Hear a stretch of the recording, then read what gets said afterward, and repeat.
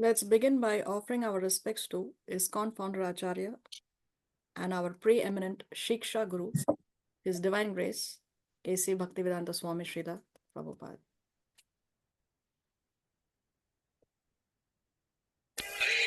Hare Krishna, Krishna Hare Hare, Hare Ram, Ram Ram.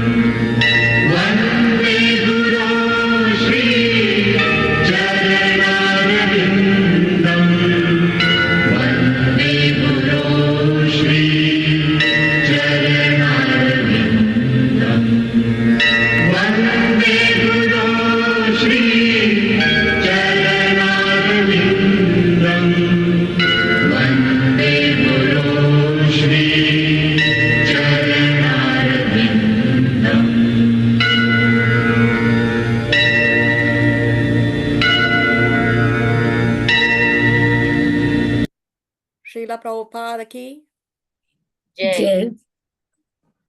Om Ajnana Timirandasya Jnananjana Shalakaya Chakshurun Militam Yena Tasmai Shri Gurave Namaha. Nama Om Vishnu Padaya Krishna Prestaya Bhutale Srimate Bhaktivedanta Swamin Itti Namine. Namaste Saraswate Deve Gauravani Pracharine Nirvishesha Shunyavadi Paschatya Deshatarine. He Krishna Karuna Sindhu Dina Bandhu Jagatpate Gopesha Gopika Kanta Radha Kanta Namostute Tapta Kanchana Gaurangi Radhe Vrindavaneshwari Vrishabhanu Sute Devi Pranamami Hari Priye Vancha Kalpa Taruvyascha Kripa Sindhu Vya Evacha Patitanam Pavanebhyo Vaishnavebhyo Namo Namaha. Jai Shri Krishna Chaitanya Prabhu Nityananda Shri Advaita Gadadhar Shrivasati Gaura Bhakta Vrinda. Hare Krishna Krishna Krishna Hare Hare Hare Rama Rama Rama Hare Hare. Please repeat after me. Om Namo Bhagavate Vasudevaya. Om Namo Bhagavate Vasudevaya. Om Namo Bhagavate Vasudevaya. Om Namo Bhagavate Vasudevaya. Om Namo Bhagavate Vasudevaya. Om Namo Bhagavate Vasudevaya.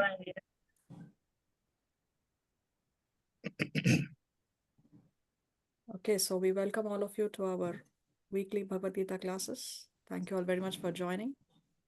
We have with us here Aunty Neeta, Ritu Lalwani, Khushbu, Aja, Ayush, Beena Dadlani, Disha Milwani, Divya, Jolie Nandwani, Karuna, Jagriti, Lal and Mehak Milwani, Manju, my parents are there. Then we have Shivani and we have Varsha. Okay, so what did we see in the previous class?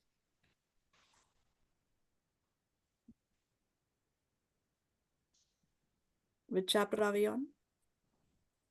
Chapter 13. Chapter 13, yes. 13. Yeah, what's the title of chapter 13? The same thing, the nature and the enjoyer of the consciousness. Yes, nature, the enjoyer and consciousness.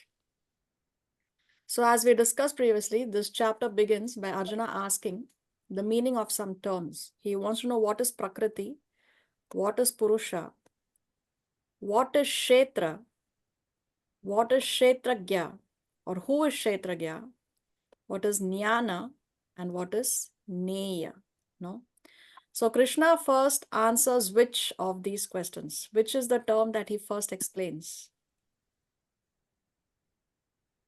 Kshetra and Kshetragya, third and fourth. Kshetra and Kshetragya. No? So here see Krishna is saying, what is the field? What is the Kshetra? What is the field of activities? So what is the field of activities? Krishna says is the body. Because it is in this body that we are conducting our activities. No? So Kshetra is this body. And one who knows this body is the knower of the field. So who knows this body?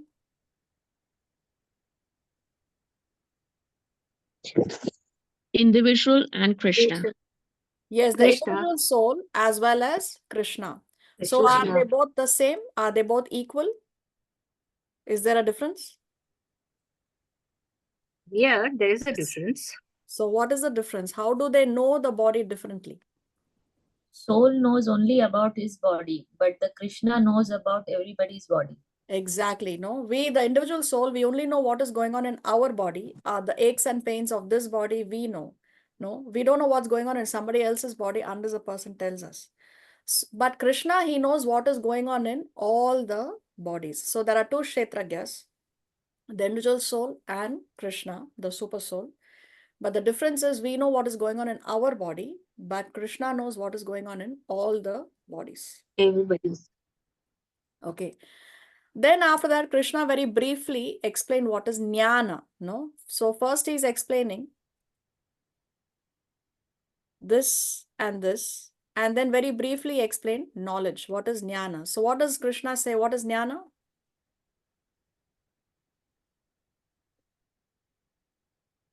Knowledge. This knowledge. Yeah. So what is knowledge? What is that knowledge? To know what? To know that you are a spirit soul and not the body. Okay. And according to what Krishna explained here in this chapter.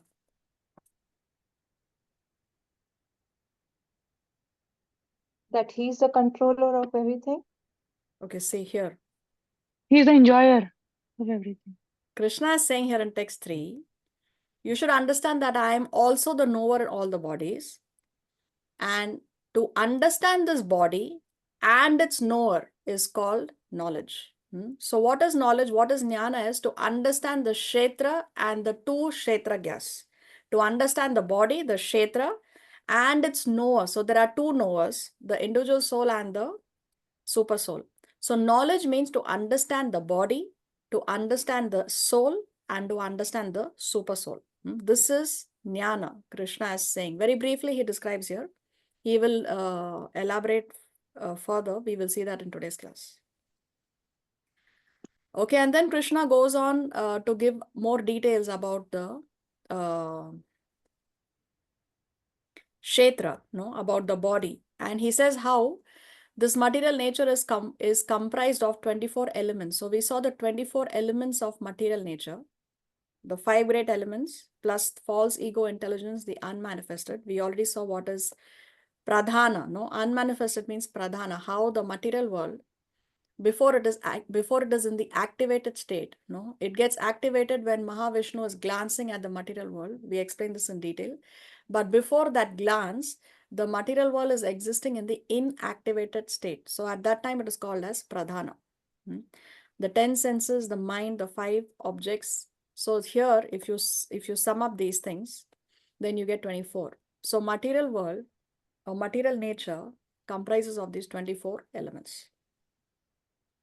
And then because of the interaction of these 24 elements, there are some changes that are happening. So then that he describes in verse number 7. Now, Krishna will explain in great detail the qualities that are required for one to get knowledge. No? For one to get jnana, what are the qualities that are required? Or what is the qualification for someone to receive knowledge? So he is explaining here all these qualities. So verses 8 to 12 are clubbed together. Who can read today? I can read, Mataji. Okay, thank you, Jagrati.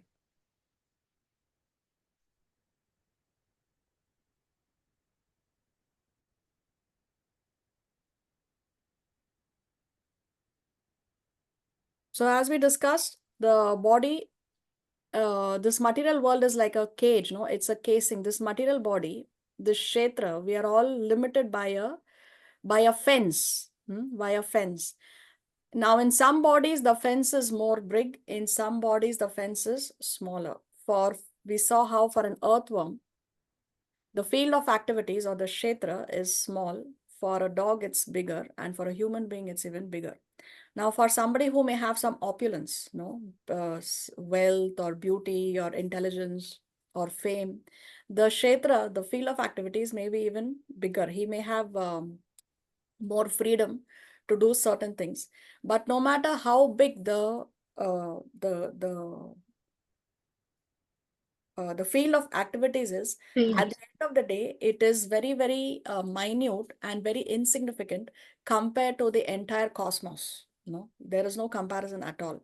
So it is still insignificant. It is still insignificant. So how can we come out of this fence? No, how can we come out of this caging? For that, we need knowledge. Now, to get the knowledge, what are the qualifications that is required? That we will see in section 2.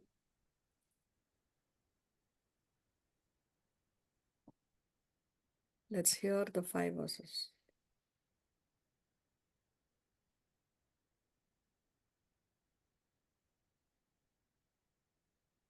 अमानित्वम् अदम्भित्वम् अहिंसा क्षान्तिरार्जवम् आचार्योपासनं शौचं स्थैर्यमात्मविनिग्रहः इन्द्रियार्थेषु वैराग्यम् अनहङ्कार एव च जन्म मृत्युजरा व्याधि दुःखदोषानुदर्शनम् असक्तिरनभिष्वङ्गः पुत्रदारगृहादिषु नित्यं च समचित्तत्वम् इष्टानिष्टोपपत्तिषु मयि चानन्ययोगेन भक्तिरव्यभिचारिणी विविक्तदेशसेवित्वम् अरतिर्जनसंसदि अध्यात्मज्ञाननित्यत्वम् तत्त्वज्ञानार्थदर्शनम् एतज्ज्ञानमिति प्रोक्तम् अज्ञानं यदतोऽन्यथा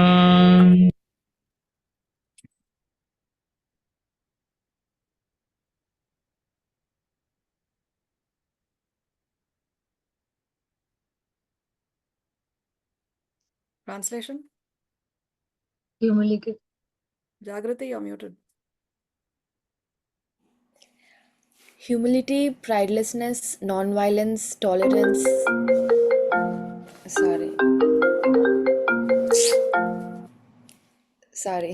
Tolerance, simplicity, approaching a bona fide spiritual master, cleanliness, steadiness, self-control, renunciation of the objects of sense gratifications, absence of false ego, the perception of the evil birth, death, old age and disease, detachment, freedom from entanglement with children, wife, home, and the rest, even mindedness amid pleasant and unpleasant events, constant and unalloyed devotion to me, aspiring to live in a solitary place, detachment from the general mass of people, accepting the importance of self realization, and philosophical search for the absolute truth.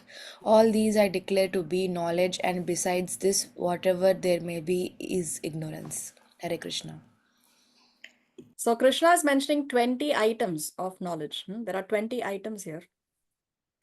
And he says that all this, after he mentions all these 20 items, he says all these I declare to be knowledge. And then he's really emphasizing on this. No, he's being really emphatic, and then he finalizes it by saying, besides this, whatever there may be is ignorance. So anything outside of this, Krishna says, is ignorance. Now, what are these 20 items? Let us discuss. The first item is humility. First item of knowledge Krishna mentions is humility. Humility is a very, very, very, very important quality to have if one wants to receive knowledge. Now, see, in the case of Arjuna, No, when he surrendered to Krishna and he said that I'm so confused. No, we saw how Arjuna was completely lost at the beginning of the war. And then Arjuna surrendered to Krishna. And then he asked him, he told him that, please instruct me. I am a soul surrendered unto you. Please instruct me. So it requires humility, no? It requires humility for one to surrender. It requires a lot of humility to accept that, yes, I am a fool. I am ignorant. I know nothing. Please teach me. It requires humility. So humility, Srila Prabhupada says, is the beginning of all knowledge. When Arjuna was humble, he surrendered to Krishna, then the knowledge of Gita was given to him. So humility is the beginning of all knowledge. Very, very important quality to have. Let's see, these are there here. So humility means, Prabhupada explains in the purport, not to be anxious to have the satisfaction of being honored by others. One should not think that somebody should give me respect. Somebody should honor me. So one should not be anxious to have the satisfaction of being honored by others. That is humility. Pridelessness, not to be anxious to be famous for one's religion and entering into a group, not actually following principles and wanting to advertise as a religious mentor. So see, sometimes people join a religious organization and then they are very proud to be in that organization, but actually they are not following the principles of that organization. They are just there because they want to advertise. For example, somebody may say, oh, I am a Hare Krishna, no, and they are wearing tilak and they are wearing kuntimala, but they're not following the principles of that particular religion. So that means they are only anxious to advertise themselves as a religious mentor. And what happens, they are also confusing the others, because others are thinking that this person belonging to this organization but is not following the principles of this organization. So then people also get confused. You are sending out the wrong message. So pridelessness. Now, of course, there may be some people who are still struggling. They are genuinely trying, but they are not able to. They are still struggling. Before one takes initiation, one is in the process of trying to get there, and there is a struggle. But that is different. That is, see, it's the intention that counts. No, if one is one's intention is to advertise as a religious mentor and is not following the principles, then one comes under this category. Then non-violence, not to put others into distress. Unless one elevates one to spiritual knowledge, one is practicing violence. Try your best to distribute real knowledge. So non-violence means not to put others into distress. And one is practicing violence as long as one is not doing anything to elevate one to spiritual knowledge. No? What does this mean? Now let's take an example. For example, we see a lost child, no, and the child somehow has separated from his father, and we try to give the child clothes or shelter or food, education, so many things we can try to give the child. But the best service that we can do to the child is to reunite that child to his father. So that one union of the child to his lost father is going to resolve all his problems. So in the same way, all we living entities here in this material world, we have also lost our connection with the Lord. No, we have turned our face away from the Lord. And if we can do something to help the living entities revive that lost relationship, to go back home, back to Godhead, no, to go back home, back to Godhead, to the Supreme Father, then we are practicing non-violence. So unless one elevates one to spiritual knowledge, one is practicing violence. See, if we try to help poor people or old age homes and so many other things, that's fine, that's nice, right? But what we are doing is only to help the body of the person. What are we doing to help the spirit soul of the person, right? To feed them, to give them food to eat or prasad to eat. Yes, they will get elevated if they eat prasad, of course, definitely, no.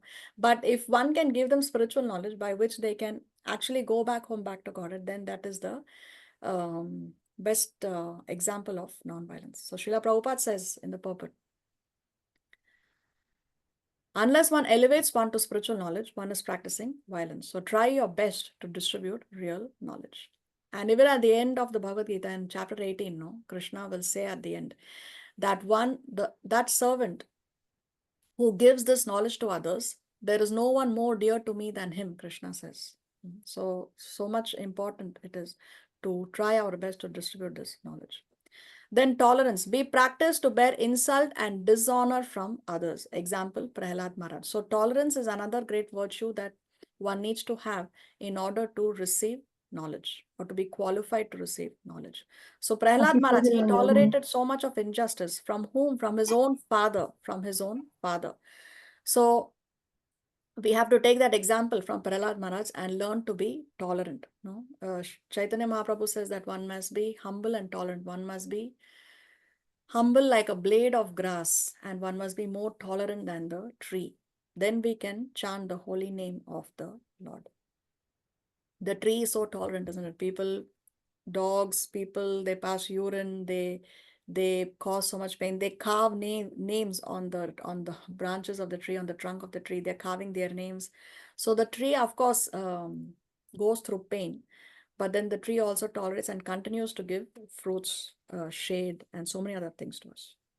Then simplicity, so straightforward that you can disclose the real truth even to an enemy. One should be without diplomacy. So simplicity, be so straightforward that even to an enemy we can disclose the real truth. Simplicity, if we do not practice simplicity, if we do not keep our life simple, then again, spiritual life is going to be hard, difficult for us to perform. If we are so much more concentrating ourselves on being diplomatic and getting distracted by so many other things instead of keeping our life simple, then again it's impossible to be able to follow a spiritual life. And unless we are not simple, we cannot even teach simplicity to our children. Then 6, accepting a spiritual master. Approach a spiritual master with all humility and offer all services. So when we accept a guru, we also have to render services to the guru, seva. If he bestows blessings, that will make it easier to follow all the regulative principles and one can immediately advance. So if we can please our spiritual master, if we can please him with our seva and he blesses us, then by the blessings of the guru, we can easily follow the regulative principles. See, before initiation, one tries to follow the regulative principles, one tries to chant the rounds, but may not be able to do it as well as one can do it after post initiation, because now you're doing the same practices, but after initiation you have the blessings of the guru. By the blessings of the guru, one can very easily, Krishna says, Prabhupada says in the pulpit, if the guru bestows blessings, it will be easy to follow the regulative principles and one can immediately advance. How can we advance without the blessings of the guru? That is not possible. Then cleanliness. There are two kinds of cleanliness, external and internal. Externally, we can cleanse our body by having a bath, and internal for internal cleanliness, for cleaning our mind, which is so full of trash and so many impressions that we are carrying from so many lifetimes and even this lifetime, we can chant the holy name. Chanting the holy name is the most effective way to remove all the dirt from the mind. Then steadiness, determination. One should be determined to make progress in spiritual life. We know, we have discussed how taking to spirituality means declaring a war against Maya. Declaring a war against Maya. And Maya is very, very strong, very strong. And we are in her domain. No, this material world is the domain of Maya. So we are in her domain and we are declaring war against her. So definitely it's not going to be easy. So one requires a lot of determination.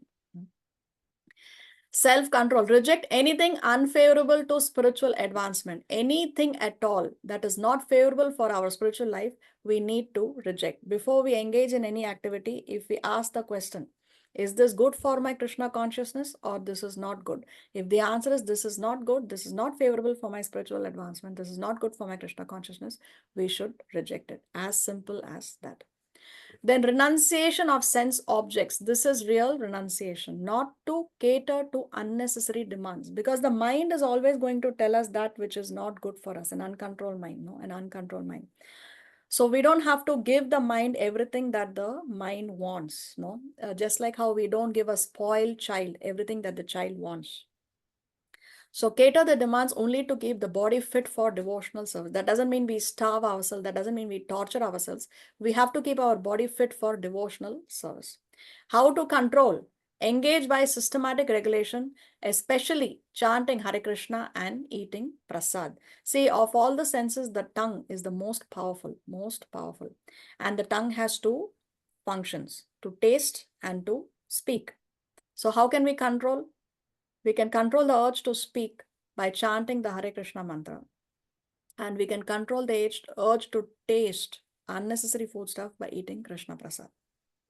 Then absence of false ego. Reject, I am this body, I am the mind. So false ego means any identification with the body. That is false ego. Now, because of what false ego is there must be also a real ego. No, there is also a real ego. So what is that real ego? Real ego is to accept the reality, to accept that I am a servant of Krishna. So that is real ego. One can have real ego, but one should not have any false ego. Don't identify with the body. Don't identify with that which you see in the mirror. That is not us. Then perception of evils of birth, death, disease, and old age. Must regularly hear about these topics from the proper source, living in the association of devotees. So one should perceive the evils of birth, death, disease, and old age. And one has to hear about this from the proper source. And how often? Regularly hear. Otherwise, we will be finished. See, if one listens to a motivational speaker that is not speaking from Guru, Sadhu, and Shastra, but he's a motivational speaker.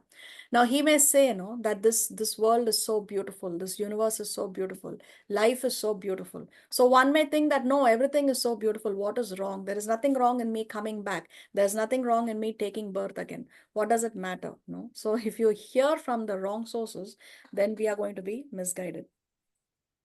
See, evils of birth. Krishna also, of course, is a motivational speaker, but Krishna is that kind of a motivational speaker who motivates you by telling the truth, by telling you the absolute truth. Krishna and his bona fide servants, all the bona fide followers, the bona fide guru will teach you exactly what Krishna says. So they tell you the absolute truth without twisting the facts. So Krishna also is a motivational speaker. He motivated Arjuna to fight. But what did he tell him? He told him that this material world is dukhalayam ashashvatam. It is a temporary place full of miseries. In chapter 8 and 9, he says, no. And then in chapter 9, and in chapter 8, he says dukhalayam ashashvatam. And in chapter 9, he says anityam asukham lokam. So Krishna is saying that this material world is a place full of miseries. It is a temporary place, it is full of miseries. So one should perceive the evils of birth, death, disease, and old age, because this does not exist in the spiritual world. We have to live our life as though death is going to strike us at any time. No. So we have to prepare our consciousness in such a way that death can come even the next moment, even tomorrow. So are we prepared? Are we prepared? Have we studied for our final exam? Have we prepared ourselves in such a way that yes, if death strikes even the next moment, if death strikes even tomorrow, then we have no regrets, or we have something else going on in our mind. What is going on in our mind? No, are we planning the next holidays? Are we thinking which is the best investment to make? Are we thinking where should we purchase our next property? Are we thinking how can I save my taxes? No, if we are thinking all these things, then we are thinking that death is not going to come tomorrow. That's what we are thinking. But death can strike at any time. So we should live in such a way that even if death strikes the next moment, we are ready, we are prepared, and we don't want any extra time, which we are not going to get anyway from the Yamadutas, to perfect our life. And how can we be prepared like that? By constantly hearing about these topics. Every day, if we are not hearing Bhagavad Gita, Srimad Bhagavatam, if we are not hearing from advanced devotees, then there will be other trash going on in the mind, and we will be distracted. Detachment. Be ready to sacrifice everything for Krishna. So everything that is not favorable, we have to be rejecting them. So we should be ready to sacrifice it, even if it may be the most dear thing to us. But if it is not good, if we have to sacrifice it, then we have to sacrifice it. No entanglement with wife, children, etc. Affection is natural. Renounce if not favorable for spiritual advancement.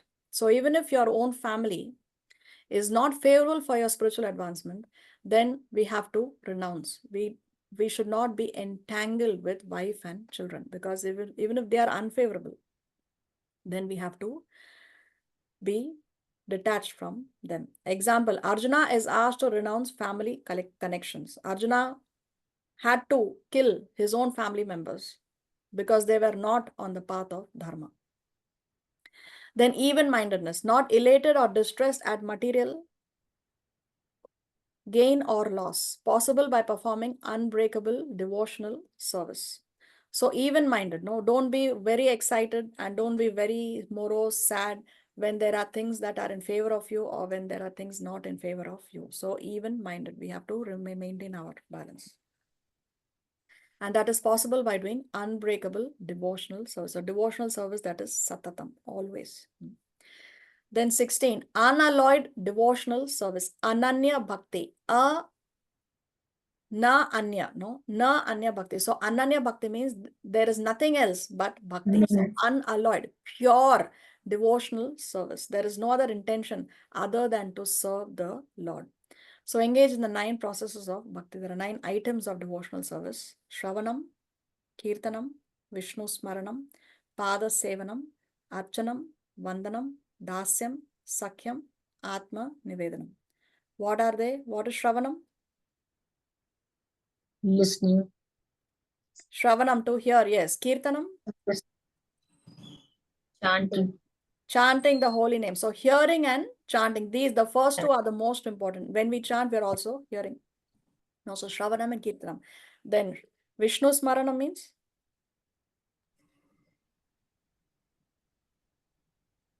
Vishnu Smaranam. Remembering Lord. Pray for Remembering God. the Lord. Shravanam, Kirtanam, Vishnu Smaranam. Then Pada Sevanam.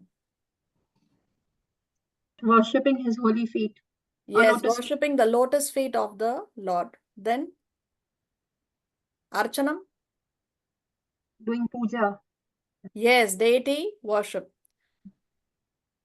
Shravanam, Kirtanam, Vishnu Smaranam, Pada Sevanam, Archanam, Vandanam. Vandanam means? Praying.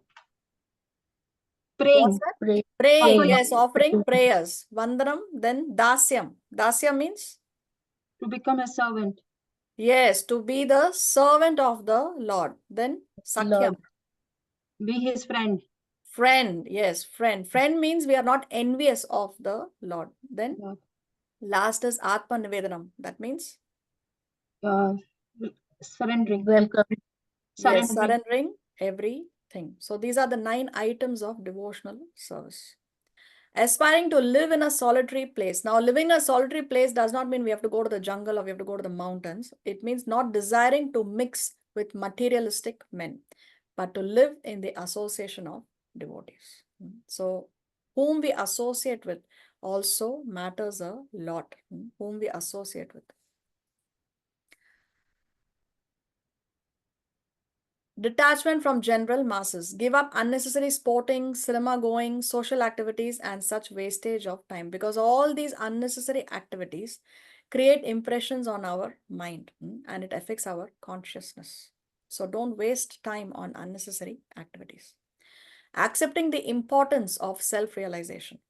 Be established in the philosophical conviction that service of the individual soul to the Supreme Soul is eternal, Nityam. So bhakti or devotional service is eternal and is required to realize Bhagavan, the last word in the realization of the absolute truth. So we have to accept the importance of self-realization.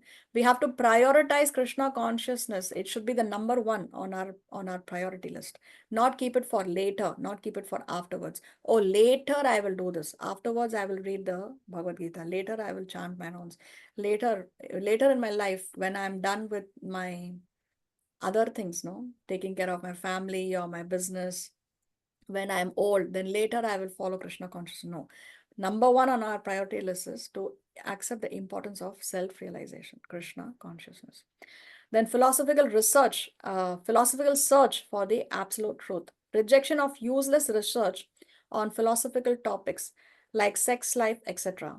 Research into the nature of soul by philosophical discretion. So nowadays, if you see, there is so much research that are being done on unnecessary subject matters. Unnecessary subject matters. For example, research on what would happen if the whole planet was actually a ball of blueberries. Then what would happen to the gravity? I was reading online. There is some research being done like that.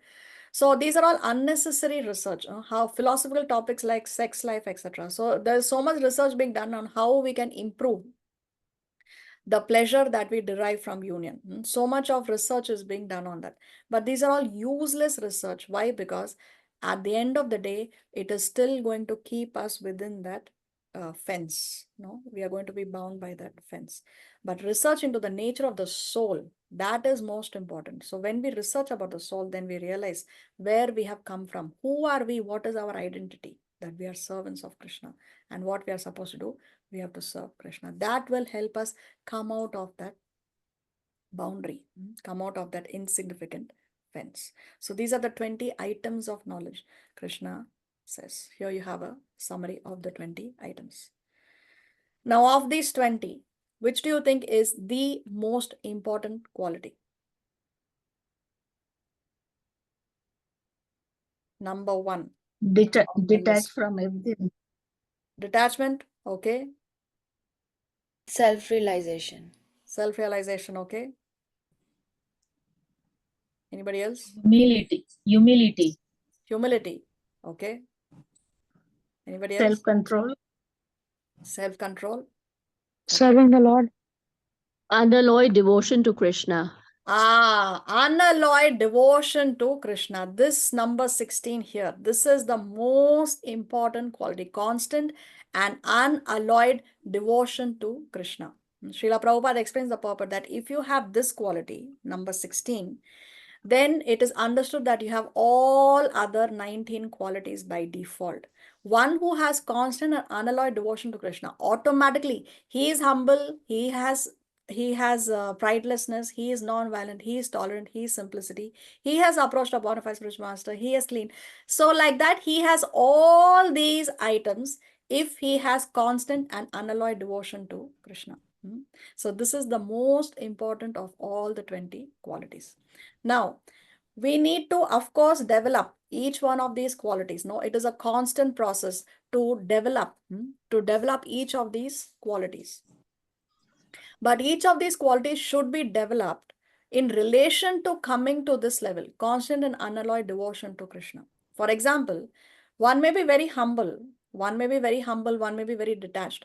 But that if that humility, if that detachment or that simplicity or cleanliness or self-control is not used, or any of these qualities, if any of these qualities are not used for coming to the level of constant and unalloyed devotion to Krishna, then what is the use of those qualities? What is the use of that humility? If that humility is not used, is not developed to be able to surrender to Krishna, there is no use to any of these other items. See this verse from the Srimad Bhagavatam. We have seen this before, but we can see it again. All the demigods and their exalted qualities, such as religion, knowledge, and renunciation, become manifest in the body of one who has developed unalloyed devotion for the Supreme Personality of Godhead, Vasudeva. On the other hand, a person devoid of devotional service and engaged in material activities has no good qualities. Even if he is adept at the practice of mystic yoga or the honest endeavor of maintaining his family and relatives, he must be driven by his own mental speculations and must engage in the service of the Lord's external energy. External energy means Maya. How can there be any good qualities in such a man? So exactly what we discussed, what Prabhupada explains in the purport, that automatically all the good qualities become manifest in a person who has developed this one quality, unalloyed devotion to Krishna. If you have this one quality, then all the other qualities, all the devatas and their exalted qualities, they automatically become manifest in the body of such a person. So it's there. If a person has unalloyed devotion for the Supreme Personality of Godhead, it is understood that he has all these other qualities. Now, sometimes it may appear that somebody is not humble, because see, sometimes one who's in an administrative position in the temple. One is a temple president, or one is a GBC. Sometimes you have to come down heavily to impose the rules and regulations. So it may appear as though that person is not humble. So one may say, where is the humility in that person? Or sometimes we are going to a dham, or we are in a temple, and we see somebody who's dressed, whose body, let's say one is in Vrindavan and one is seeing a Vrajavasi. His body is completely covered with dust, and his hair is all matted. So one may think that he's not clean. He's not clean. But if that person has unalloyed devotion to Krishna, it is understood that that person is humble, that person is clean. No, it is understood that he has all these other qualities if he has bhakti. So one should not misunderstand. It may appear other way, but one should know that if this person is surrendered, then automatically he has all these other qualities. Okay, so now we come to the next section where Krishna is addressing the sixth question of Arjuna. What he wants to know, Arjuna's sixth question was, what is Neya? What is Neya? What is the object of knowledge? From all the knowledge, what is it that has to be known? What is it that we should know by transcendental knowledge? So let's see this section. ध्येयं यत्तत् प्रवक्ष्यामि यज्ञात्वामृतमश्नुते अनादिमत्परं ब्रह्म न सत्तन्नासदुच्यते. Translation. I shall now explain the knowable, knowing which you will taste the eternal. Brahman, the spirit, beginningness and subordinate to me, lies beyond the cause and effect of this material world. Hare Krishna. So Krishna says, I shall now explain the knowable, the Neya, the Neya. What is this Neya? First, he's going to explain two Neyas, two object of knowledge. The first object he mentions is the soul. See here, this word Brahman refers to the spirit soul. It does not refer to the Brahman effulgence. So don't be confused. This Brahman here refers to the spirit souls. The first Neya, the first object of knowledge is the spirit soul. That spirit soul is beginningless, so it is eternal. The spirit soul is eternal. Atma is eternal. There never was a time, Krishna said in chapter 2, that the soul did not exist. But that soul is subordinate to me. Of course, the soul is subordinate to Krishna. We can never be equal to God. We are always servants of God. Lies beyond the cause and effect of this material world. So the first knowable, the first Neya, Krishna says, is the individual spirit soul. Now he is explaining the second Neya, the second object of knowledge. सर्वतः पाणिपादं तद् सर्वतोक्षिशिरोमुखं सर्वतः श्रुतिमल्लोके सर्वमावृत्य तिष्ठति. Translation. Everywhere are his hands and legs, his eyes, heads and faces, and he has ears everywhere. In this way, the super soul exists, pervading everything. Hare Krishna. So what's the second Neya is the super soul. So first Neya is the soul, second Neya is the super soul. So everywhere are his hands and legs, his eyes, heads and faces. So how come his hands, eyes, legs, heads, faces are everywhere?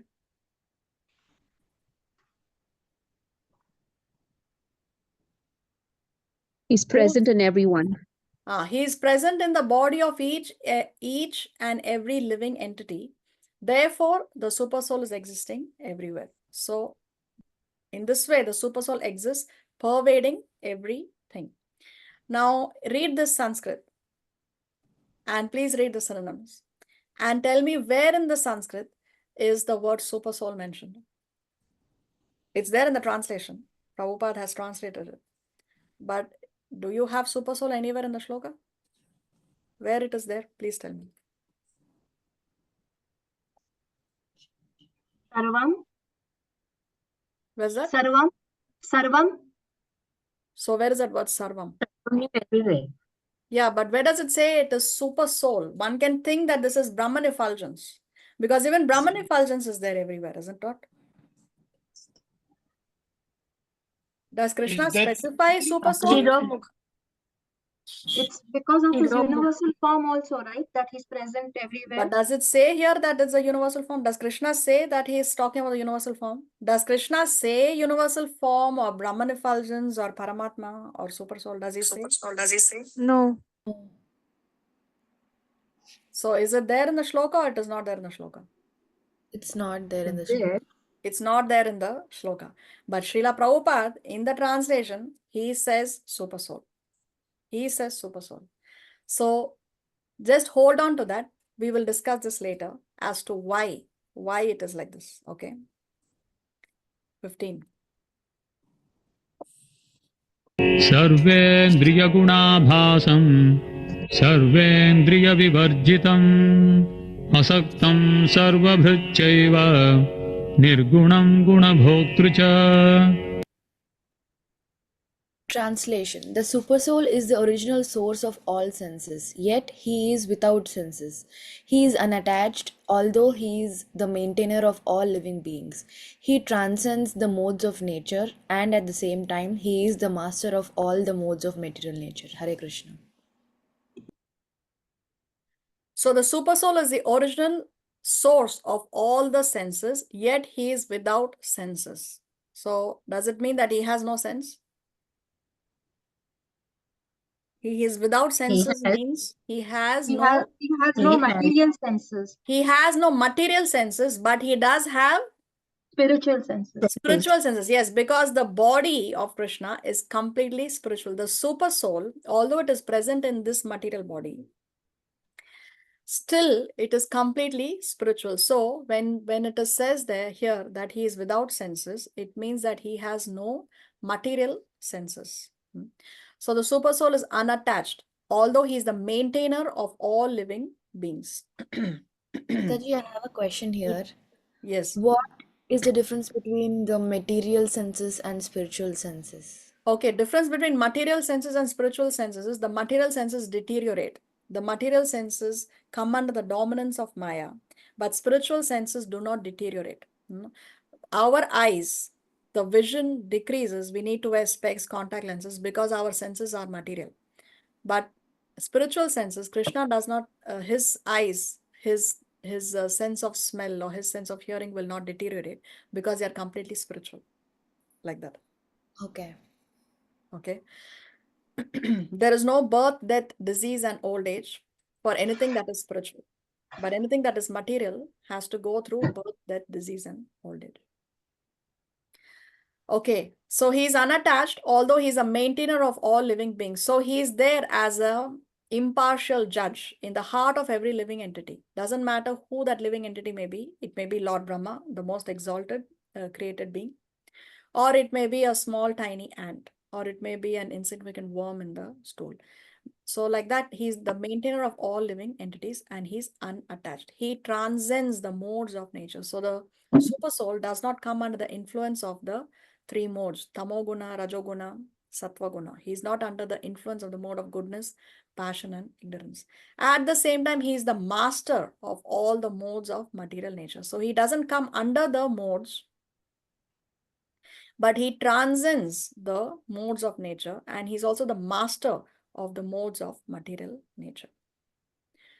Now again here in this Sanskrit, can you spot the word super soul?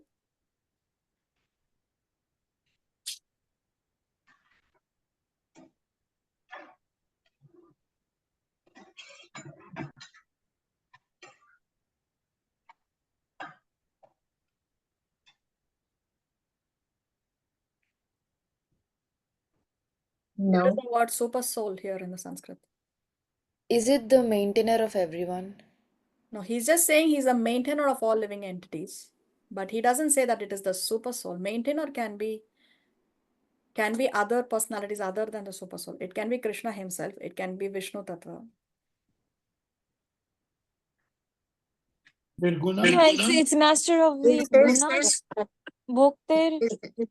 Yeah, even when he says he's a master of all the modes of material nature, it can also be Krishna himself. It can be any of his plenary expansions. It can be Lord Ramachandra. It can be Narsimadev. It can be any of his Why? Where does it say super soul? Super soul. Doesn't say. It does not say. It does not say. Yes, it does not say. But Prabhupada writes super soul. So hold on to that. We will explain that. Sarva. Sarva also, even the Brahman effulgence can be is Sarva. No, even the Brahman effulgence is existing everywhere. Is it not? Mataji, What is the meaning of Nirgunam in Sanskrit? Nirguna means without gun, without qualities. Nirguna, without any qualities. So again, Krishna is does not have material qualities, but he has spiritual qualities. It says abhasa. Sorry. Yes. The original source. It says abhasam. Abhasam. Yes, Abhasam. Abhasa means original source. So it can also refer to Krishna, it can refer to Balaram, it can refer to any of the Vishnu Tattvas, any of the plenary expansions of Krishna also. But this is super soul. Where is the super soul coming from? From Krishna. Krishna's first expansion is, have you forgotten? From Krishna comes Balaram. From Balaram comes the 4 quadruple expansions. From the 4 quadruple expansions comes Narayan. From Narayan comes the 2nd quadruple expansions. Then from the 2nd quadruple expansion comes Mahavishnu. From Mahavishnu comes Garbhodakashai Vishnu. From Garbhodakashai Vishnu comes Shirodakashai Vishnu or Paramatma or Super Soul. So Super Soul is coming after all these different personalities. And these are the qualities of the Super Soul. But these qualities can be applied to any one of the previous personalities that we mentioned. So Krishna is not saying anywhere that he's talking about the super soul. He's only mentioning the qualities that he is mentioned everywhere. He's the original source of all the senses. He's unattached. He's a maintainer of all living beings. So these qualities can be applied to other Vishnu Tattvas as well. Balaram, Krishna, plenary expansions. He's not saying here super soul. Yes? No. Can we proceed? yes, Yeah. ma'am. Okay, let's go to 16. So here is mentioning the second neya, the second object of knowledge. No, the first object of knowledge is the soul. Second object of knowledge is the super soul. So here in this set of verses, Krishna is describing the super soul, but he is not mentioning that he is talking about the super soul. He is only talking about the qualities of that object of knowledge. He is talking about the qualities of that second neya, but he is not mentioning super soul. But Srila Prabhupada in the translation, now one may say, oh, this is Bhagavad Gita as it is. So where is this as it is? Why has Srila Prabhupada put it in the translation if it is not there in the Sanskrit? But hold on to that, we will answer that question. Let's not misunderstand. Okay, let's see. बहिरन्तश्च भूतानाम् अचरं चरमेव च सूक्ष्मत्वात् तदविज्ञेयम् दूरस्थं चान्तिके च तत्. Translation: The supreme truth exists outside and inside of all living beings, the moving and the non-moving. Because he is subtle, he is beyond the power of material senses to see or to know. Although far, far away, he is also near to all. Hare Krishna. So here, Krishna is saying that the Neya is Avigneya. The knowable actually cannot be known, he's saying. No? What a paradoxical statement. No, he's saying that the Neya, the object of knowledge, actually cannot be known as Avigneya. So why should we try to understand him? One can ask like that, is it not? So see, the supreme truth exists outside and inside of all the living beings. The moving and the non-moving. Because he is subtle, he is beyond the power of the material senses to see or to know. Now, when you read this, one can misunderstand that here Krishna is talking about the Brahman effulgence. Brahman effulgence. So you can say that the Brahman effulgence is existing outside and inside of all the living beings, moving and non-moving. That Brahman effulgence is subtle. It is beyond the power of material senses to see or to know. So we cannot see, we cannot know the Brahman effulgence. No. But But because Srila Prabhupada puts in the translation, we understand that Krishna is talking about the super soul. Again, in this shloka also, if you see, there is no mention of super soul. Krishna, nowhere he's saying that he's talking about the super soul. Then Krishna says, although far, far away, he is also near to all. So one can also misunderstand. The Brahman effulgence is far, far away, but is also very close to us because there is no way, no place where the Brahman effulgence is not pervading. But we know because of Srila Prabhupada that here Krishna is talking about the super soul. No, but still we will clarify this further. But coming to this point, no, although far, far away, he is also near to all. So yes, Krishna is beyond the power of material senses. He is avigneya. So we cannot understand him with our material senses. But when we purify our senses, when we spiritualize our senses, when we revive our lost relationship with Krishna, then this avigneya becomes neya. Then the unknowable becomes knowable. So we cannot know him by material senses, but we can know him by spiritual senses. Therefore, we need to purify our senses. Without purification, we cannot understand. We cannot understand. So does the secret lies in purifying the senses, material to spiritual? Yes, yes, yes. Then, although far, far away, he is also near to all. So one may see when one follows some devotional practices, when one takes to bhakti, when one chants the holy name, one can perceive, one can feel and perceive the presence of the Lord in your life. You can see, you can perceive and you can feel that protection. You can see how the Lord reciprocates. Any devotee will be able to tell you that, how they are able to perceive the presence of the Lord. But sometimes we feel very hassled and we think that, oh, Bhagavan, where are you? Where is God? Sometimes we question, no, where is God? Why is there so much injustice? Does God really exist? No. But when we feel that the Lord is far away from us, it's not because he is far away from us. It's because we have strayed away from him. It's because we have strayed away from him.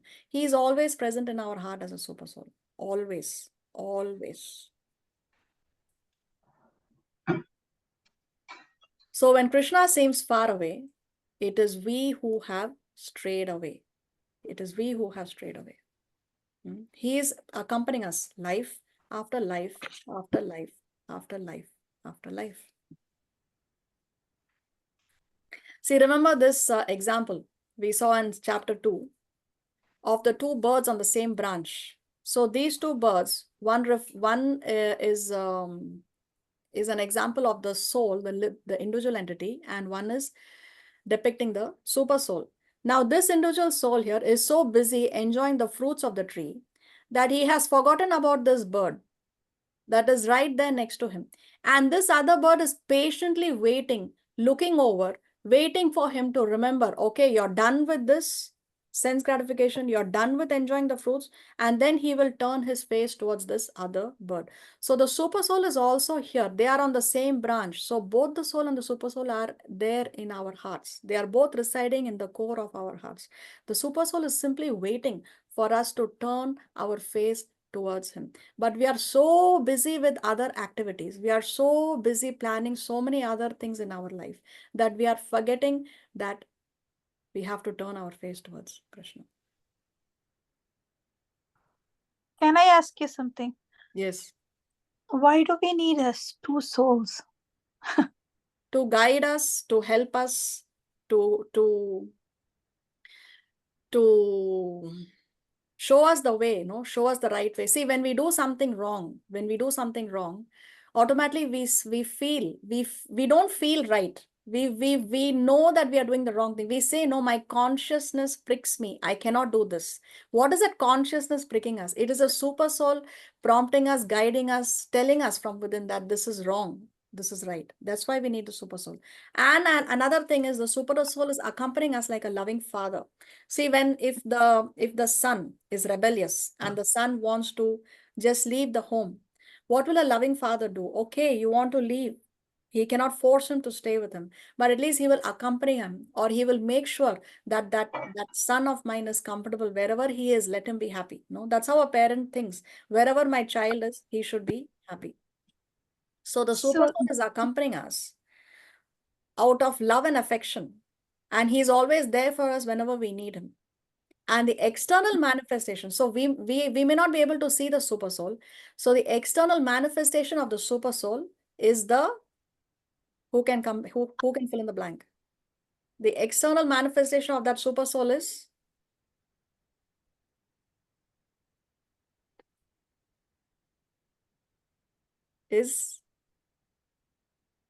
What is your question, Mataji? we cannot see the super soul. So who is the external manifestation of that super soul? Spiritual master. Yes, of course, the spiritual master, right? The spiritual master. So the guru, the Shastra state that the guru is the external manifestation of that super soul.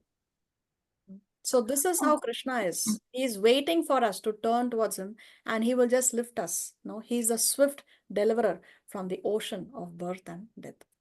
Mataji, I have a question. Yes. Do demigods also have a soul and a super soul? Yes, starting from Lord Brahma. That is correct. Okay. So whatever it takes, whatever sacrifices it may take, let's just do it and start our journey back home, back to God. That is intelligence. That is intelligence. Because when this day comes and we are personally embraced by Krishna, then whatever sacrifices we have done, whatever obstacles that we've had to cross, it's all worth it. All those things that we were holding on to previously would seem so insignificant the day we are actually embraced by Krishna. Just think about it. Just think about it. Because see, there are people who hanker after celebrities. They want to take selfies with the celebrities. But who can be a greater hero than Krishna himself? Greater hero than Krishna himself. So whatever it takes, whatever price it may take, intelligence is just do it and then walk your home back way to Krishna. All progress takes place outside the comfort zone. If we are going to continue to want to stay in the comfort zone, then we will not be able to make progress. So all progress takes place outside the comfort zone. We have to be willing to take that leap of faith. Take that leap of faith. The question is, do we have the courage to come out of that comfort zone? Do we have the courage? So this is a question that we have to ask ourselves. Let's go to 17. अविभक्तं च भूतेषु विभक्तमिव च स्थितं भूतभर्तृ च तज्ज्ञेयं ग्रसिष्णुप्रभविष्णु च. Translation. Although the super soul appears to be divided among all beings, he is never divided. He is situated in one as one. Although he is the maintainer of every living entity, it is to be understood that he devours and develops all. Hare Krishna. So because the super soul appears to be divided, so he is there in all the living entities. So does that mean that he is also divided? No, he is never divided. He is situated as one. So although it appears that he is divided, he is situated as one. So it is understood that although he is a maintainer of every living entity, it is to be understood that he devours and develops all. So death also comes and also he is helping to maintain. See, Srila Prabhupada gives this example. The sun at the meridian is situated in its place. But if one goes for 5,000 miles in all direction and asks, where is the sun? Everyone will say that it is shining on his head because we all feel, okay, at that time, the sun is right there shining on top of my head. So does it mean that there are different suns? No, there is only one sun. So this example is given to understand this concept, how although the super soul appears to be divided amongst all beings, he is never divided. Where is the sun? Everyone will say that it is shining on his head. In Vedic literature, this example is given to show that although he is undivided, he is situated as if divided. So here again in this shloka, you will see Krishna does not say super soul. There is no word called, there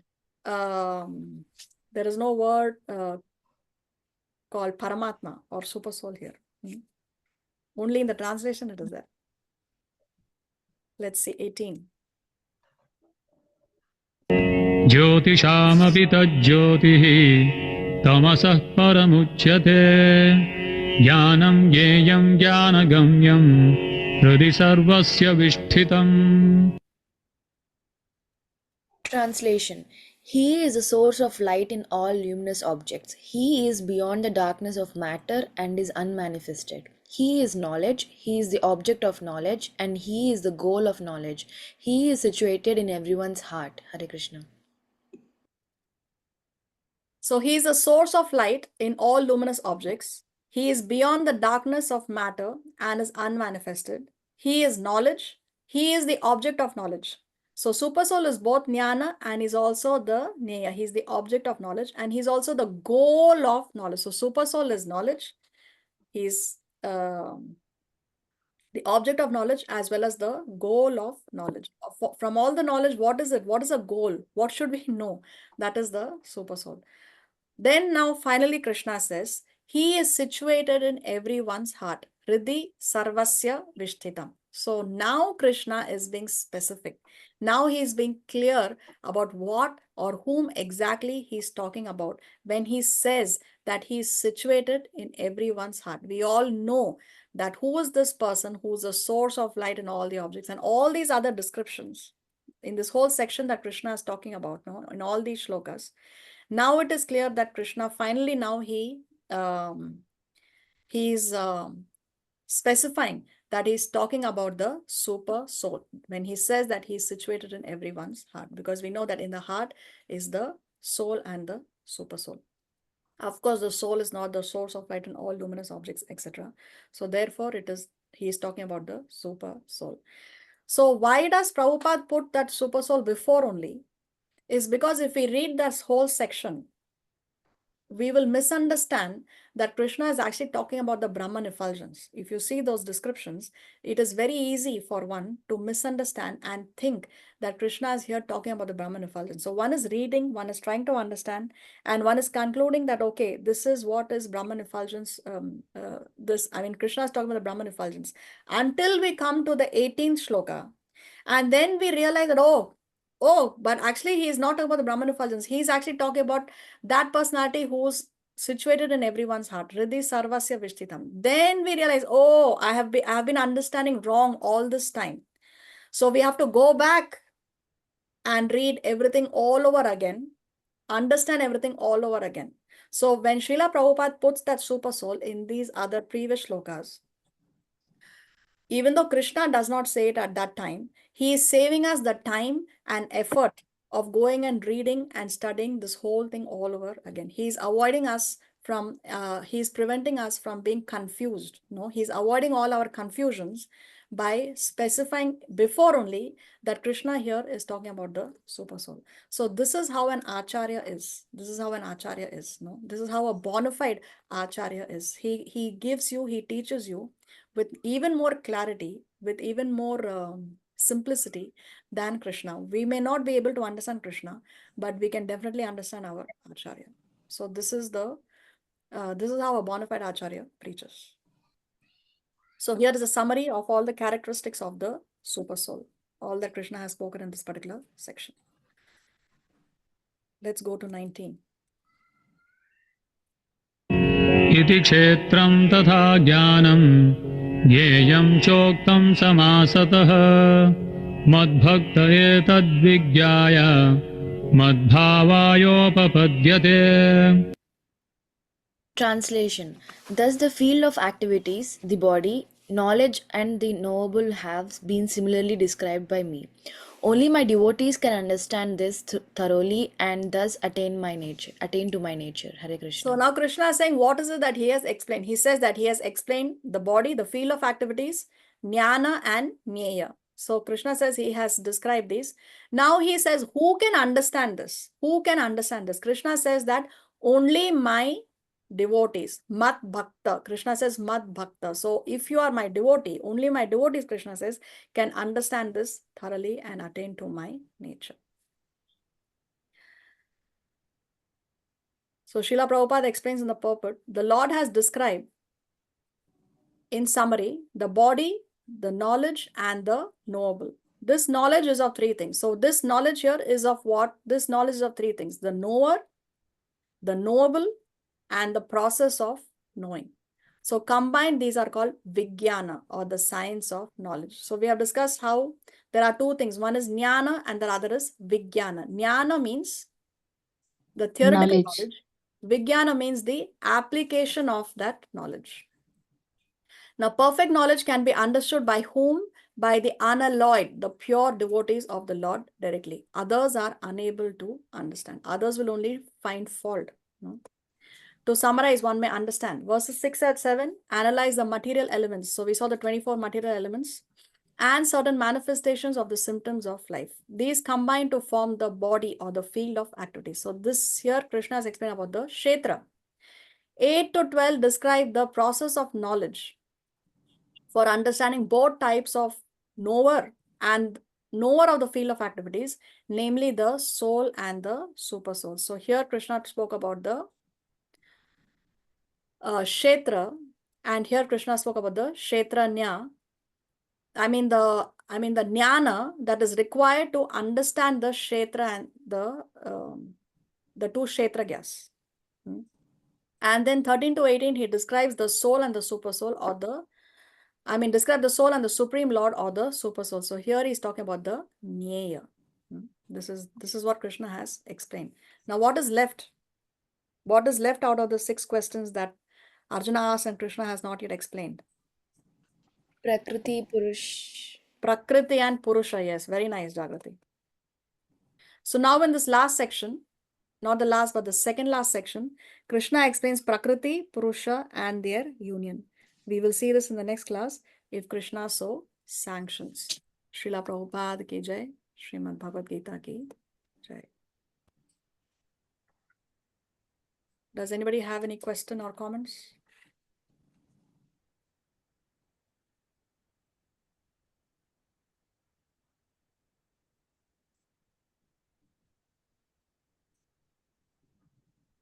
Okay, so since there are no questions or comments, we will continue in the next class. Till then, have a nice weekend. Krishna consciousness. Vancha kalpataru vyascha, kripa sindhu vyayevacha, patitanam pavanebhyo, vaishnavebhyo namo namaha. Srila Prabhupada ki jai, Srimad Bhagavad Gita ki jai. Hare Krishna. Hare Krishna. Thank you. Hare Krishna. Hare Krishna, Mataji, Dhanva Pranam. Thank you, Mataji. Hare Krishna. Thank you, Mataji. Thank you.